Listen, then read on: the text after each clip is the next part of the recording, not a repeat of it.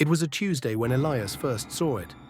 Tucked away in the dusty corner of the antique shop his grandmother had left him, amidst a chaotic symphony of forgotten relics and moth-eaten tapestries, stood the mannequin. It wasn't particularly remarkable at first glance, a standard female form, chipped paint revealing the plaster beneath, one arm slightly askew as if perpetually reaching for something just out of grasp. He'd been meaning to clear out the shop for months, but the sheer volume of stuff was overwhelming. "Another piece of junk," he muttered, wiping sweat from his brow. The summer heat was oppressive, even within the dim confines of the shop. He decided to start with that corner. As he approached, a faint, almost inaudible whisper seemed to slither through the air. He paused, listening. Nothing, just the creak of the old floorboards and the distant hum of city traffic.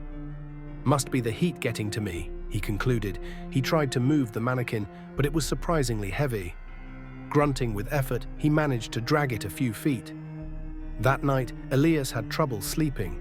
He kept hearing faint whispers, like dry leaves skittering across pavement just at the edge of his hearing. He dismissed it as an overactive imagination, tired from the day's work. The next day, he returned to the shop, determined to make more progress. The mannequin was back in its original corner. Elias stared. He was certain he'd moved it. Absolutely certain. "Okay, that's weird," he said to the empty shop. He checked the locks on the doors and windows. All secure. No sign of forced entry. Perhaps he'd been more tired than he thought and had only dreamed of moving it. With a shrug, he moved it again, this time dragging it to the center of the room. "Stay," he commanded jokingly. That evening, the whispers were more distinct. They seemed to coalesce into sibilant, unintelligible words. He found himself looking over his shoulder, a prickle of unease crawling up his spine. He lived alone in the small apartment above the shop, and the silence of the old building, usually a comfort, now felt pregnant with unseen presence. When he went down to the shop the following morning, his blood ran cold. The mannequin was not only back in the corner, but its head, previously facing forward, was now slightly tilted, as if observing him. Its painted eyes, usually vacant, seemed to hold a flicker of something akin to awareness. "This isn't funny," Elias said, his voice trembling slightly. He was starting to feel a genuine sense of dread. He considered calling the police, but what would he say? That a mannequin was moving on its own? They'd think he was mad. He decided to set up a camera. He had an old webcam he used for video calls. He positioned it on a high shelf, overlooking the corner and the mannequin. He left the shop, locking it carefully, a knot of anxiety tightening in his stomach.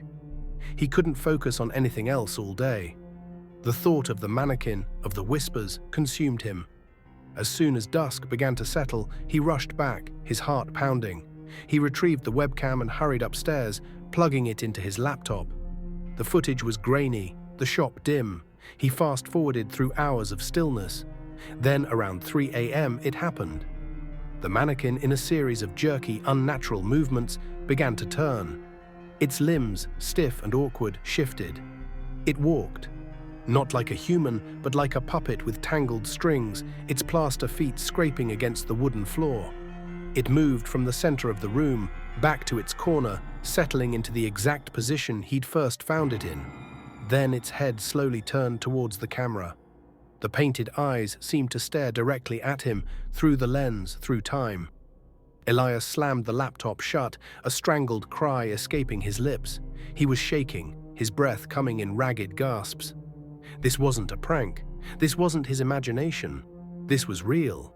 The whispers were louder that night, coiling around him in the darkness of his bedroom. He could almost make out words, ancient and chilling, promises of secrets and shadows. He barricaded his bedroom door with a dresser, but he knew it was a futile gesture. Sleep was impossible. Every creak of the old building, every rustle of leaves outside his window, sounded like the mannequin's approach. He felt a crushing weight of isolation. Who would believe him? The next morning, he found a small antique silver locket on the floor by his bedroom door. He'd never seen it before. It was intricately carved with strange symbols. With trembling fingers, he opened it. Inside, instead of a portrait, was a tiny dried flower, its petals the color of old blood.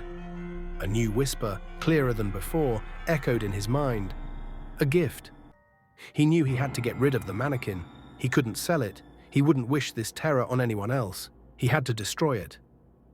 Armed with a heavy crowbar from the shop's back room, he descended the stairs, his resolve warring with a primal fear. The shop was silent, the mannequin standing serenely in its corner. As he approached, the air grew cold and the whispers intensified, swirling around him like a vortex. "You cannot unmake what is made. We have been waiting. Join us." "No," Elias shouted, swinging the crowbar. It connected with the mannequin's torso with a sickening crack. Plaster dust flew, but the mannequin didn't fall. It didn't even sway. The painted smile on its face seemed to widen. He struck again and again, raining blows upon the unyielding form. The crowbar dented, but the mannequin remained intact. The whispers grew into a chorus, a cacophony of voices that clawed at his sanity. Suddenly, the mannequin's arm, the one that was always reaching, shot out with impossible speed. Its plaster fingers, cold and hard, closed around Elias's wrist. The grip was like iron. Panic, stark and absolute, flooded him. He pulled, twisted, but the grip held firm. The painted eyes bored into his, and in their depths, he saw not emptiness, but a swirling darkness, ancient and malevolent. "You are one of us now, Elias." The voice was no longer a whisper, but a clear, cold sound inside his head. He felt a draining sensation, a chilling emptiness spreading from his captured wrist throughout his body. His strength ebbed away. The crowbar clattered to the floor, his vision blurred, the shop dimming, the faces of 1,000 other mannequins, all with the same painted smiles, swimming before his eyes. He tried to scream, but no sound came out.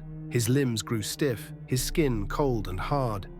The last thing he saw before the darkness consumed him was his own reflection in a dusty mirror, his eyes wide and vacant, his mouth frozen in a silent scream, his skin taking on the pallor of old plaster.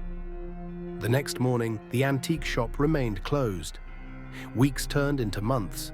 Locals wondered what had happened to the quiet man who ran the old store.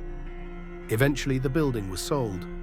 The new owners, a young couple eager to start a trendy cafe, began clearing out the decades of accumulated junk. In a dusty corner, they found 2 mannequins. One, a female form, chipped and old, one arm slightly askew.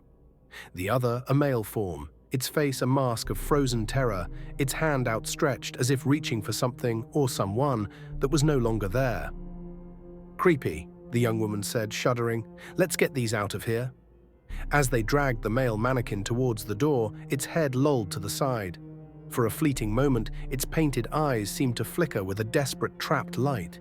And from deep within its plaster chest came a faint, almost inaudible whisper, lost in the sounds of the bustling city. "Help me."